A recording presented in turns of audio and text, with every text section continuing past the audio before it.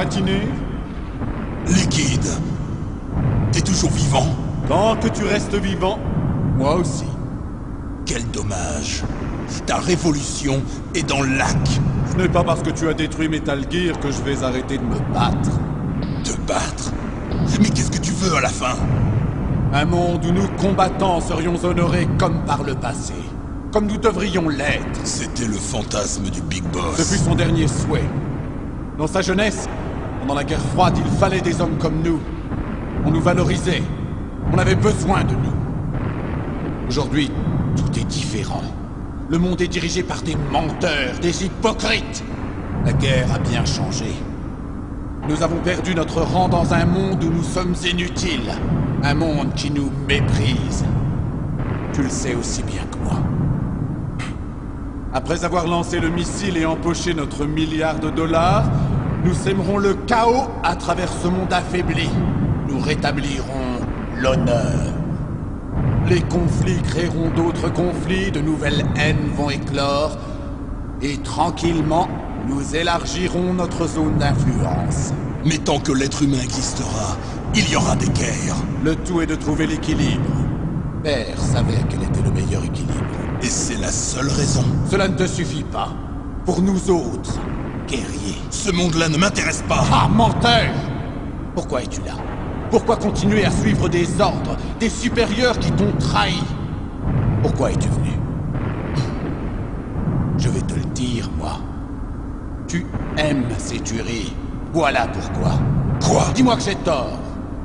Est-ce que tu n'as pas déjà tué la plupart de mes camarades? Mais c'était... Je t'observais à ces moments-là. Tu resplendissais du bonheur de la bataille. Non, c'est faux. En toi t'auras un tueur. Ce n'est pas la peine de le nier. On nous a fabriqués comme ça. Fabriqués?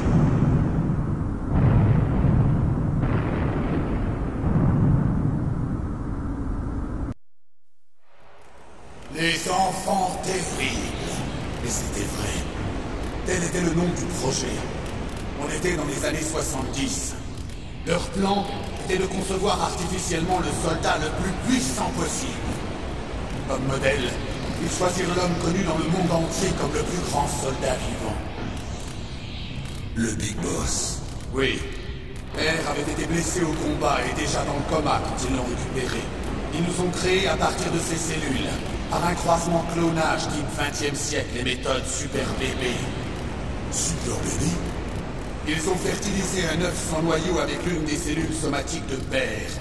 Ils l'ont laissé se diviser en 8 œufs et les ont transplantés dans l'utérus d'une volontaire. Puis, ils ont retiré 6 des fœtus, afin de faciliter le développement fœtal. Au départ, nous étions des octuplés. Des octuplés? Oui. Nos 6 frères furent sacrifiés à notre développement.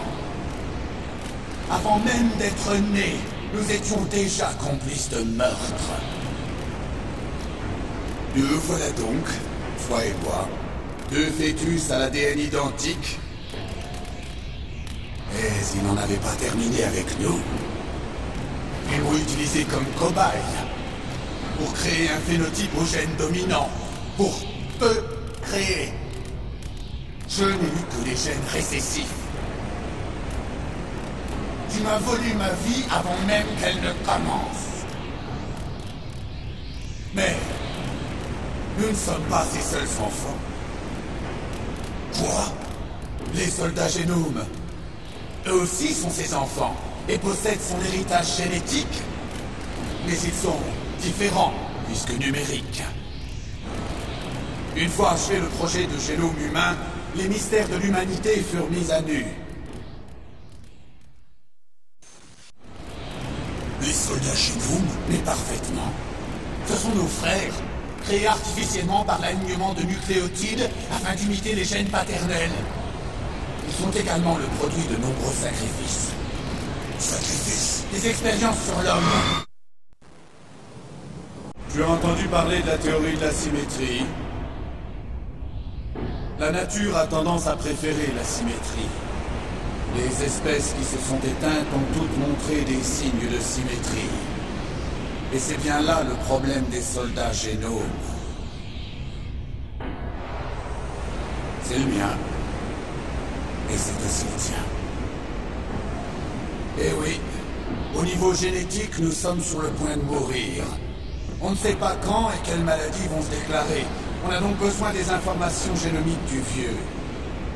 Tu veux récupérer l'ADN de Big Boss pour sauver ta famille? C'est très émouvant. Mère Nature n'aime pas l'accouplement des membres d'une même famille. Et pourtant, ils s'entraident pour survivre. Tu sais pourquoi? Cela augmente les chances que leurs gènes soient transmis à une nouvelle génération. L'altruisme familial n'est qu'une réponse à la sélection naturelle. On l'appelle la théorie du gène égoïste. Tu prétends donc que ce sont tes gènes qui te poussent à sauver les soldats génomes? Nos gènes sont une fatalité, tu sais. Les êtres vivants ne naissent que pour transmettre les gènes de leurs parents. Voilà pourquoi je me dois de suivre les ordres de mes gènes. Et je vais même aller plus loin. Je vais briser la malédiction de mon héritage.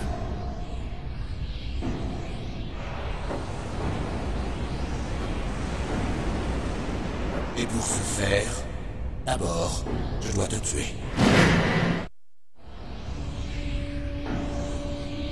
Regarde derrière toi. Meryl! Elle est vivante? Pas sûr. Elle l'était encore il y a quelques heures. Elle n'arrêtait pas d'appeler.